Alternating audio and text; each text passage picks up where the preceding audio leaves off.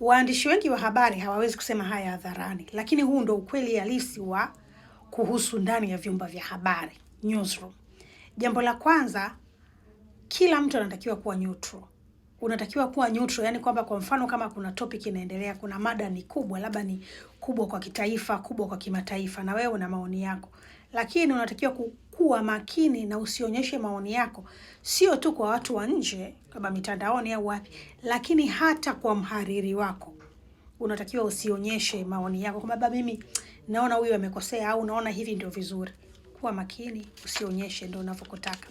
Swala la pili ni kuhusiana na sio kila mtu unatakiwa kumwambia kila kitu ndani ya newsroom. Urafiki ndani ya newsroom unatakiwa uwe na mipaka. Kwa nini? Kwa sababu wengine sio tu ni wafanyakazi wenzako, lakini unaweza kaona sio labda unaweza kaona ni marafiki zangu, lakini hapana, wengine ni washindani wako. Sasa huwezi kujua mshindani wako atatumia silaha gani, muda gani, kwa hiyo unatakiwa uwe makini. Lakini simaanishi kwamba ni adui, lakini ni mshindani wako, labda mtu anataka kupata fursa fulani vizuri, na katika karia hilo ni swala la kawaida kabisa, sio uadui. Kingine ni kwamba pressure ya kutoa habari ni kubwa sana.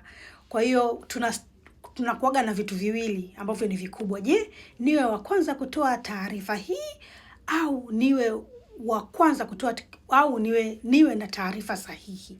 Iko kitu hakijawahi kuisha katika miaka yangu karibia 20 ambayo nimekuwa katika chumba cha habari, labda maeneo mbalimbali duniani kuanzia chini mpaka kimataifa.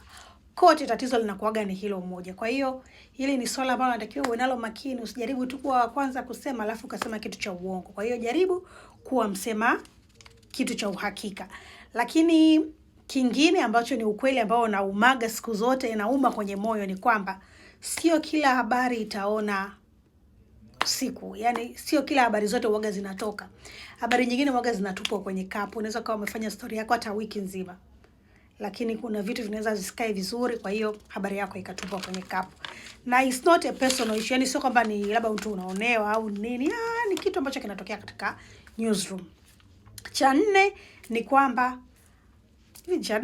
cha tano ni kwamba wamiliki wa vyumba vya habari, wa vyombo vya habari, wana decision kubwa sana. Wanaweza wakaamua story yako ikapotea, wanaweza wakaamua story yako ikabadilishwa ikawa vingine au isiwepo kabisa. Yani umiliki wa kile chombo cha habari ana maamuzi makubwa sana katika story yako kutoka au kutokutoka.